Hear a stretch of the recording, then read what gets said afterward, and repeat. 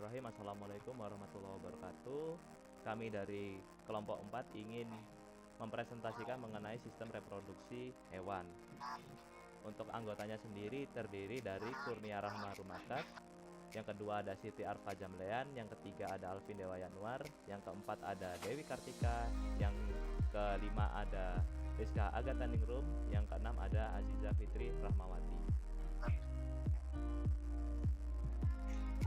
Untuk materinya sendiri, yang pertama ada sistem reproduksi hewan secara umum, yang kedua ada mekanisme reproduksi, yang ketiga ada susunan fungsional organ reproduksi pada hewan, yang keempat ada spermatogenesis dan oogenesis, yang kelima ada pembuahan, kebuntingan dan kelahiran, yang keenam ada organ reproduksi hewan. Untuk materi yang pertama akan disampaikan oleh teman saya. Yang pertama ada sistem reproduksi hewan secara umum. Sistem reproduksi hewan secara umum merupakan salah satu kemampuan hewan yang sangat penting.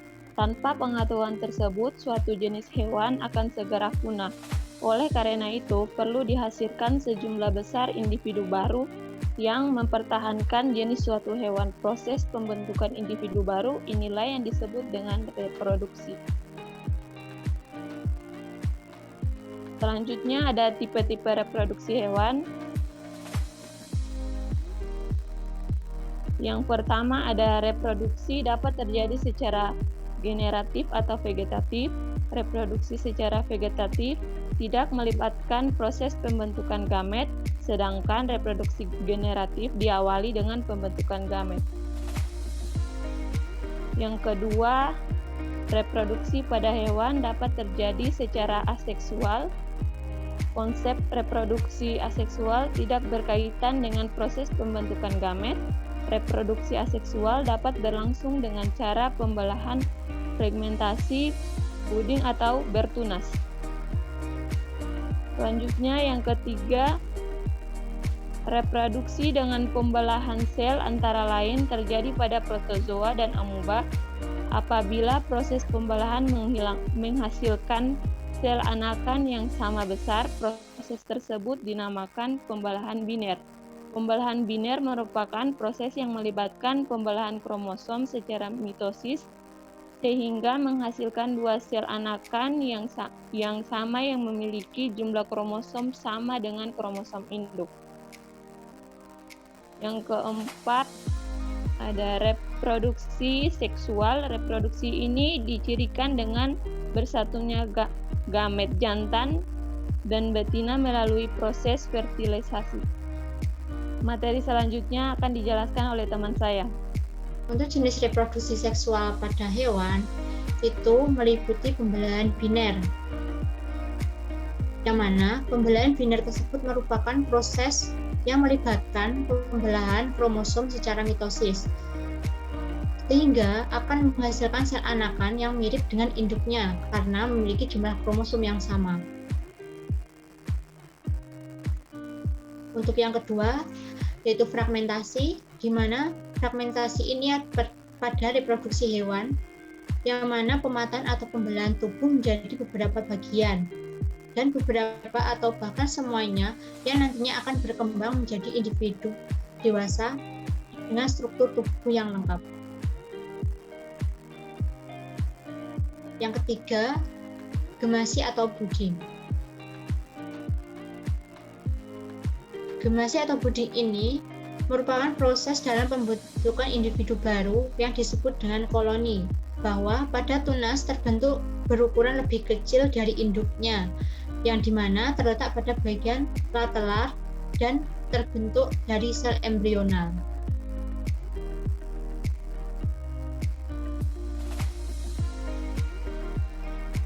Dan yang kedua itu jenis reproduksi aseksual.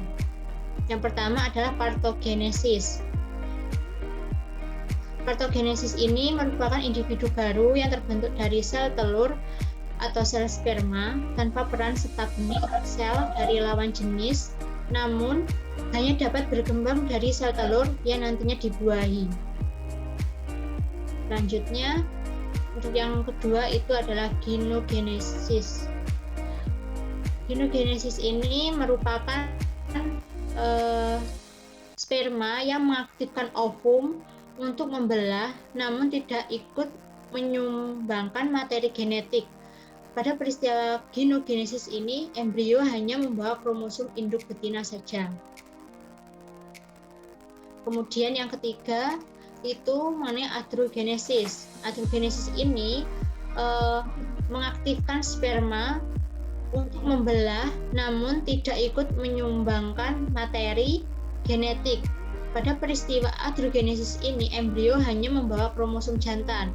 Berbeda dari genogenesis. Nah, kalau genogenesis itu membawa kromosom dari induk betina, sedangkan pada androgenesis itu membawa embrio hanya membawa kromosom dari jantan. Materi selanjutnya dijelaskan oleh teman saya. Yang selanjutnya yaitu susunan fungsional organ reproduksi pada hewan. Pada hewan yang masih primitif, jaringan yang menghasilkan sel gamet tersusun menyebar difusi. Jaringan ini terdiri atas sejumlah lokus yang berfungsi untuk perbanyakan sel kelamin. Pada hewan yang perkembangannya sudah lebih maju, bentuk dan lokasi gonad sudah lebih jelas, secara lebih baik, terletak bilateral simetri, dan biasanya merupakan organ berpasangan. Kadang-kadang salah satu gonad mengalami degenerasi seperti yang terdapat pada burung betina.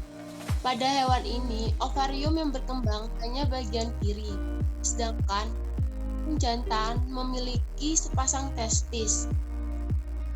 Ovarium dan testis, tempat tubulus seminiferus, merupakan organ penghasil gamet yang terbentuk melalui gametogenesis. Gamet dihasilkan dari sel khusus, yaitu sel benih primordial yang terdapat dalam gonad, ovarium atau testis. Nah, gamet ini selanjutnya akan berkembang menjadi sel benih. Baiklah, untuk materi yang selanjutnya ada spermatogenesis dan oogenesis. Spermatogenesis. Spermatogenesis merupakan proses pembentukan sperma atau gamet jantan yang terjadi di dalam testis, tepatnya pada tubulus seminiferus. Testis pada mamalia yang tersusun atas ratusan tubulus seminiferus yang merupakan bagian terpenting dalam proses pembentukan sperma. Dan ini adalah gambarnya ya. Pada proses terjadinya spermatogenesis, spermatogenia akan berkembang biak dengan cara membelah dan menghasilkan spermatid. Spermatid sendiri akan mengalami proses diferensiasi dan maturasi sehingga terbentuk sperma atau spermatozoon haploid yang memiliki jumlah kromosom setengah dari jumlah kromosom spermatogonia. Yang selanjutnya ada diferensiasi spermatid menjadi spermatozoon berlangsung di dekat lumen tubulus yang terjadi pada 4 fase yang meliputi: yang pertama, fase Golgi. Fase ini ditandai dengan adanya butiran proaksomal yang kaya akan glikoprotein. Butiran-butiran proakosom tersebut akan bergabung dan menjadi vesikel akrosom yang akan melekat pada membran luar nukleus. Yang kedua ada fase akrosom, di mana ditandai dengan reorientasi spermatid sehingga pada bagian kepala menjadi tertanam dalam sel Sertoli dan mengarah ke lamina basal pada flagelmun yang berkembang meluas ke lumen tubulus seminiferus. Yang ketiga ada fase pemasakan atau maturasi. Pada fase ini adalah fase terakhir di mana terjadi pengurangan kelebihan sitoplasma dari sekitar flagella untuk membentuk spermatozoon, di mana pada sel-sel Sertoli memfagositosis kelebihan sitoplasma yang disebut sebagai residu dan spermatid tidak lagi melekat satu sama lain dan dilepas dari sel Sertoli. Yang selanjutnya ada proses pembentukan sperma atau spermatogenesis. Pada proses pembentukan sperma ini dikendalikan oleh hormon, di mana terjadi diferensiasi spermatid menjadi spermatozoon yang berlangsung di dalam sel Sertoli.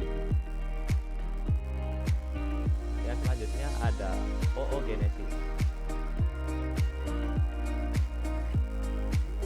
Oogenesis merupakan proses pembentukan gamet betina ovum yang terjadi pada ovarium. Pada proses oogenesis ini ditandai dengan adanya perubahan oogonium menjadi oosit atau calon ovum yang akan mengalami pemasakan sehingga menjadi ovum yang siap untuk dibuahi.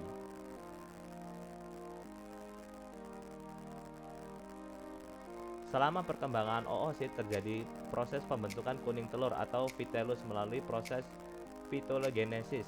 Ketika vitellus yang disintesis akan ditimbun di ooplasma sebagai cadangan makanan bagi embrio yang akan berkembang sehingga pada timbunan tersebut akan menyebabkan oosit bertambah besar.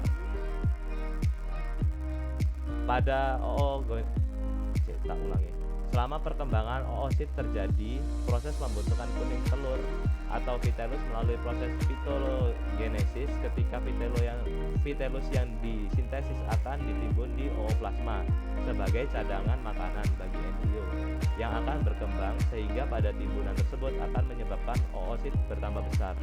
Pada akhir oogenesis, oosit mengalami pembelahan meiosis atau disebut dengan pembelahan pemasakan yang menghasilkan ovum haploid, yaitu ovum yang memiliki kromosom setengah dari jumlah kromosom sel induk. Namun pada proses meiosis ini pada umumnya tidak berlangsung hingga selesai dan berhenti pada meiosis tahap pertama. Oleh sebab itu, ovum atau oosit mengandung 2 perangkat kromosom dan belum bersifat haploid. Proses penyelesaian pembelahan meiosis pada ovum terjadi apabila adanya rangsang berupa sperma yang masuk ke ovum, sehingga meiosis kedua terselesaikan pada saat sperma masuk ke dalam ovum, di mana tepatnya ketika inti sperma baru sampai di sitoplasma dan belum terjadi pertemuan antara inti sperma dan inti ovum, yang mana ovum sudah menjadi haploid dan siap untuk dibuahi. Nah, di sini ada siklus etrus pada hewan. Nah, siklus etrus pada hewan dibedakan menjadi 4 fase, yaitu fase etrus. Fase etrus adalah proestrus yang mana merupakan fase building up atau fase tumbuh kembang. Pada fase ini dipengaruhi oleh FSH dan FH. Folikel ovarium tumbuh membesar dan berkembang serta mulai untuk mengekspresikan hormon estrogen. Dan selanjutnya ada fase kedua, etrus. Pada fase ini merupakan masa penerimaan seksual yang dipicu oleh peningkatan hormon estrogen yang dihasilkan oleh folikel massa atau folikel grafin sesaat sebelum ovulasi. Yang ketiga di sini ada fase metretus. Pada fase ini terjadi fase post ovulasi yang ditandai dengan banyaknya korpus luteum.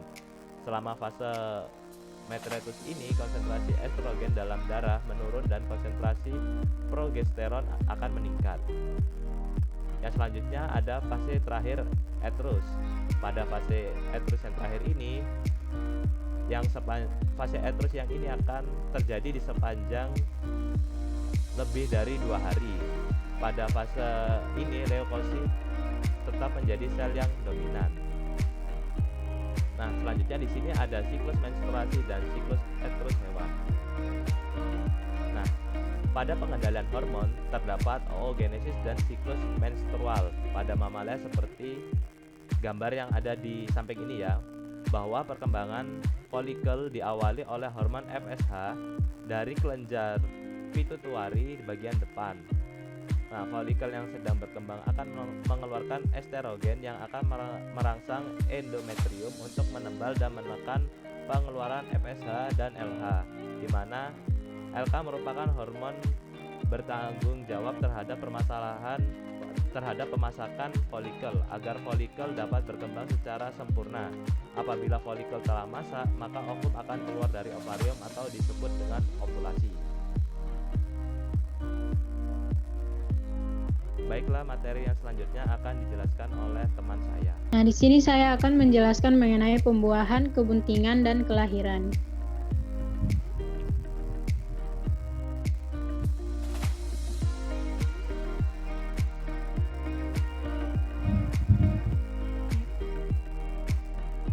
Nah, untuk dapat menghasilkan individu baru, ovum harus dibuahi oleh sperma, kecuali pada peristiwa parthenogenesis. yang biasanya terjadi melalui proses pembuahan atau fertilisasi. Pembuahan merupakan proses penyatuan sel gamet atau sel kelamin jantan dengan sel gamet betina. Proses tersebut akan menghasilkan zigot. Pembuahan dapat terjadi di luar tubuh induk betina atau disebut dengan fertilisasi, atau di dalam tubuh induk betina atau disebut dengan fertilisasi internal.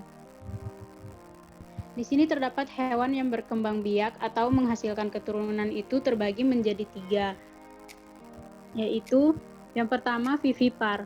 Hewan vivipar yang di dalam tubuhnya terdapat embrio yang sedang berkembang disebut bunting atau hamil. Istilah bunting atau kebuntingan biasanya digunakan untuk hewan.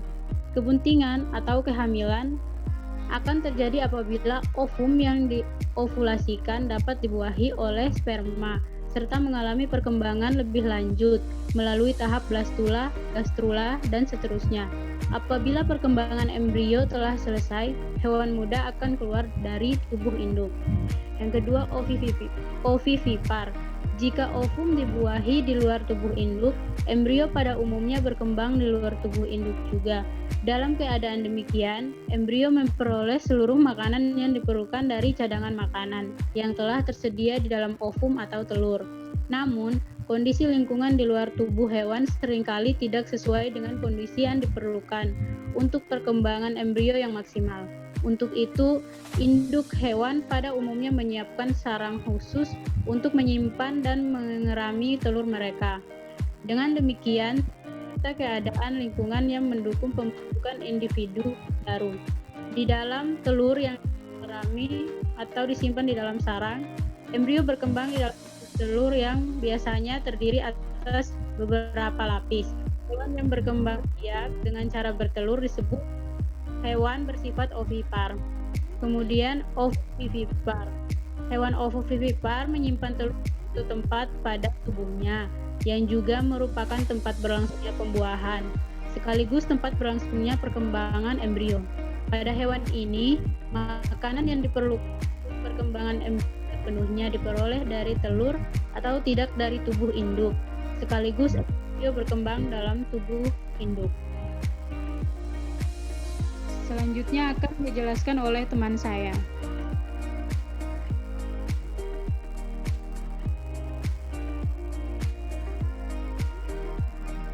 Selanjutnya yaitu organ reproduksi hewan. Pertama yaitu sistem reproduksi pada reptil. Nah, yang pertama yaitu terdapat sistem genitalia jantan. Nah, di situ dapat dilihat pada gambarnya, testis berbentuk oval, relatif kecil, berwarna keputihan, berjumlah sepasang, dan terletak di dorsal rongga abdomen. Pada kadal dan ular, salah satu testis terletak lebih ke depan daripada yang lain. Testis akan membesar saat musim kawin. Kemudian pada saluran reproduksi, ductus mesonephros berfungsi sebagai saluran reproduksi, dan saluran ini akan menuju kloaka. Sebagian ductus Wolf testis berkelum membentuk epididymis. Kemudian tubulus mesonephros membentuk ductus afferent yang menghubungkan tubulus seminiferus testis dengan epididymis. Nah, kemudian ductus Wolf bagian posterior menjadi ductus deferens. Pada kebanyakan reptil, ductus deferens bersatu dengan ureter dan memasuki kloaka melalui satu lubang, yaitu sinus urogenital yang pendek. Sementara sistem reproduksi pada reptil betina yaitu memiliki ovarium yang berjumlah sepasang, berbentuk oval dengan bagian permukaannya terdapat benjol-benjol. Letaknya tepat di bawah ventral columna vertebralis. Nah, kemudian saluran reproduksinya yaitu oviduk panjang dan bergelung. Bagian anterior terbuka ke rongga selom sebagai ostium, sedangkan bagian posterior bermuara di kloaka. Kemudian pada dindingnya bersifat granuler, bagian anterior menghasilkan albumin yang berfungsi untuk membuka telur, kecuali pada ular dan kadal. Kemudian pada bagian posterior sebagai sel gland akan menghasilkan cangkang kapur. Yang selanjutnya ada sistem reproduksi pada insekta. Sistem reproduksi pada insekta jantan, organ utama pada sistem reproduksi jantan ialah sepasang testis. Testis ini terletak pada posisi yang hampir sama seperti ovari pada serangga betina. Masing-masing testis pada serangga jantan terbentuk dari saluran tubulus sperma yang merupakan tempat reproduksinya sperma. Sperma yang direproduksi oleh tubulus sperma kemudian bergerak menuju seminal vesicle melalui fase eferensia dan fase deferens. Pada saat sperma sampai pada seminal vesicle, kelenjar aksesori akan mengekspresikan zat adhesif yang kemudian akan bergabung dengan sperma membentuk semen. Sperma pada beberapa serangga disimpan pada organ spermatofor dan pada saat kopulasi tiba, semen pada vesikel seminal akan bergerak menuju ejakulatory duct dan keluar melalui penis. Kemudian ada sistem reproduksi pada betina. Organ utama pada sistem reproduksi serangga betina ialah sepasang ovari, di mana masing-masing ovari biasanya terdiri dari sekumpulan ovariol yang merupakan tempat pembentukan telur. Masing-masing ovariol ini melekat pada benang yang dikenal dengan filamen terminal. Sel-sel germinal berkembang sepanjang sel-sel itu bergerak pada akhirnya membentuk telur pada dasar ovariol dan dinamakan pedicel. Telur bergerak melalui pedicel menuju oviduk lateral dan dilanjutkan ke oviduk dan selanjutnya ke vagina. Kemudian proses selanjutnya telur-telur tersebut akan dibuahi.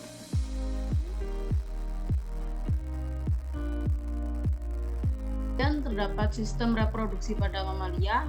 Ini adalah gambarnya sistem reproduksi pada mamalia jantan. Nah, sistem reproduksi pada mamalia jantan terdiri atas yang pertama testis atau gonet jantan yang berfungsi untuk menghasilkan gamet jantan atau spermatozoa. Kemudian yang kedua yaitu terdapat sistem saluran yaitu epididymis dan vas deferens. Epididymis ialah sebuah saluran panjang yang berkelok-kelok yang memiliki fungsi penting dalam sistem reproduksi jantan. Epididymis disebut sebagai tempat pematangan dan penyimpanan sperma. Setelah sperma matang, sperma akan dikeluarkan dari epididymis. Kemudian yang ketiga yaitu terdapat vas deferens. Vas deferens merupakan saluran yang menuju kelenjar prostat. Dilihat dari penampang anatominya, vas deferens merupakan saluran lanjutan dari epididymis. Vas deferens berfungsi untuk menyalurkan sperma menuju kelenjar vesikula seminalis. Kemudian yaitu dapat penis yang digunakan sebagai alat kopulasi sperma. Ketika terjadi rangsangan, bagian korpus penis yang tersusun oleh jaringan erektil menyebabkan penis berereksi, sebab adanya aliran darah yang memasuki jaringan tersebut. Kemudian yaitu terdapat kelenjar vesikularis yang berjumlah sepasang yang terletak di kanan kiri ampula ductus deferens. Pada ruminansia, kelenjar ini besar dan susunannya berlobus-lobus. Saluran keluar dan dari kelenjar ini bermuara ke dalam uretra. Secara umum muaranya menjadi satu dengan ampula sehingga ada dua muara yang berada di kiri dan di kanan. Kemudian terdapat kelenjar aksesori yaitu berupa prostat, vesikula seminalis dan kelenjar bulbouretra. Kemudian ini adalah sistem reproduksi pada mamalia betina yaitu terdiri atas ovarium yang merupakan bagian penting pada sistem reproduksi wanita, yang mana fungsinya sebagai organ reproduksi yaitu ovarium bertugas untuk menghasilkan sel telur atau ovum yang nantinya akan dibuahi oleh sperma. Kemudian yang kedua yaitu adalah oviduk. Oviduk merupakan saluran yang bertugas untuk menghantarkan sel telur atau ovum dari ovarium menuju uterus. Oviduk yang lokasinya terdekat dengan ovarium memiliki bentuk seperti corong yang disebut dengan infundibulum oviductal. Sementara pintu ke infundibulum di mana telur yang diovulasi masuk disebut dengan ostium. Sedangkan tepi infundibulum yang nampak seperti jari disebut fimbriae. Kemudian yaitu terdapat uterus. Uterus atau biasa disebut dengan istilah rahim ialah organ di mana zigot mengalami perkembangan.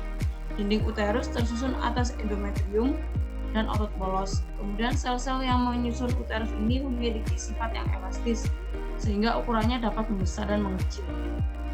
Kemudian terdapat vagina yang merupakan lubang kopulasi yang berhubungan langsung dengan vulva.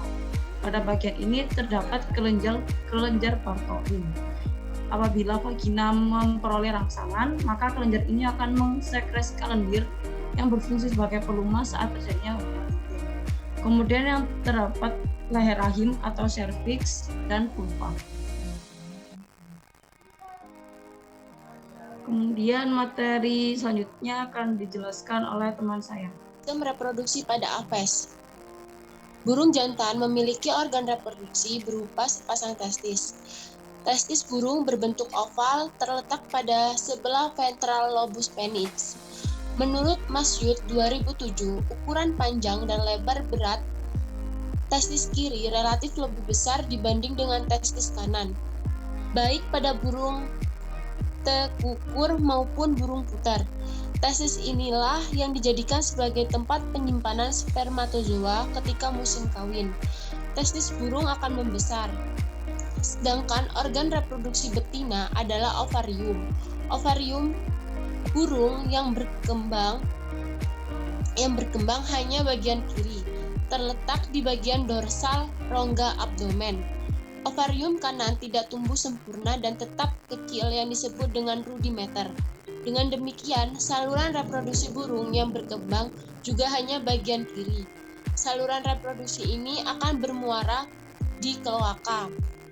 Ovarium burung ketika matang akan tampak seperti sekelompok anggur.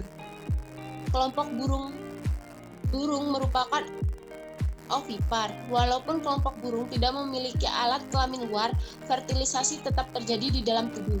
Hal ini dilakukan dengan cara menempelkan kloaka. Pada burung betina hanya ada satu ovarium, yaitu ovarium kiri. Ovarium kanan tidak tumbuh sempurna dan tetap kecil yang disebut rudimeter. Ovarium didekati oleh satu corong penerima ovum yang dilanjut oleh oviduk. Ujung oviduk membesar menjadi uterus yang bermuara pada kloaka. Selanjutnya akan disampaikan oleh teman saya. Sistem reproduksi pada amfibi. Nah, di sini terdapat sistem genitalia jantan dan sistem genitalia betina. Yang pertama yaitu sistem genitalia jantan, yaitu testis berjumlah sepasang, berwarna putih kekuningan yang digantungkan oleh mesorsium. Sebelah kaudal dijumpai korpus adiposum yang terletak di bagian posterior rongga abdomen. Kemudian saluran reproduksi. Tubulus ginjal akan menjadi ductus afferent dan membawa spermatozoa dari testis menuju ductus mesonephros. Di dekat kloaka, ductus mesonephros pada beberapa spesies akan membesar membentuk vesikula seminalis atau penyimpanan sperma sementara. Vesikula seminalis akan membesar hanya saat musim kawin saja. Fase afferent merupakan saluran-saluran halus yang meningkatkan testis, berjalan ke medial menuju ke bagian kranial ginjal. Ductus wolff keluar dari dorsolateral ginjal, ia berjalan di sebelah lateral ginjal. Kloaka kadang-kadang masih jelas dijumpai. Kemudian sistem genitalia betina. Ovarium berjumlah sepasang dan pada sebelah kranialnya dijumpai jaringan lemak berwarna kuning atau korpus adiposum. Baik ovarium maupun korpus adiposum berasal dari gametalis, masing-masing gonalis dan pars progonalis. Ovarium ini digantungkan oleh mesovarium. Kemudian saluran reproduksi. Ovidak merupakan saluran yang berkelok-kelok. Ovidak dimulai dengan bangunan yang mirip corong atau infundibulum dengan lubangnya yang disebut oscum abdominal. Ovidak di sebelah kaudal mengadakan pelebaran yang disebut ductus mesonephros dan akhirnya bermuara di kloaka. Nah, di sebelah ini terdapat reproduksi pada amfibi jantan maupun amfibi betina. Baiklah, itu tadi adalah presentasi dari kelompok 4 mengenai reproduksi pada hewan. Kurang lebihnya saya dan teman-teman meminta maaf yang sebesar-besarnya. Sekian, terima kasih. Wassalamualaikum warahmatullahi wabarakatuh.